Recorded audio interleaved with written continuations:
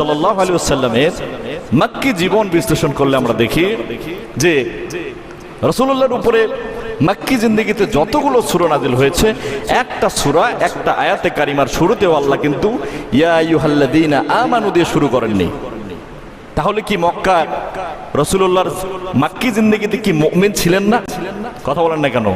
কালেমাওয়ালা ছিলেন কিনা? কেমন মানুষ ছিলেন?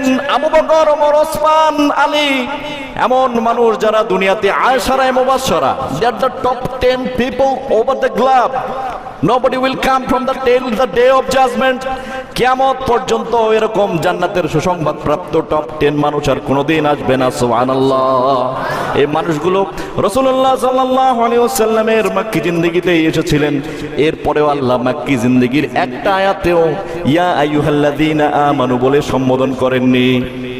কিন্তু বিশ্বনবী যখনই মদিনায় চলে আসলেন, এরপরে আল্লাহ তাআলা আস্তে আস্তে যে সকল সূরা এবং আয়াতে কারিমা নাযিল করতে থাকলেন, সেগুলোর মাঝে আমরা দেখতে পেলাম আল্লাহ বলতেছেন ইয়া আইয়ুহাল্লাযীনা আমানু। সুবহানাল্লাহ। এর মানে মক্কায় যখন রাসূল ছিলেন তখন ইসলামিক বিধিবিধান, কোরআন কারীমকে সামাজিকভাবে প্রতিষ্ঠা করবার কোনো সুযোগ ছিল না।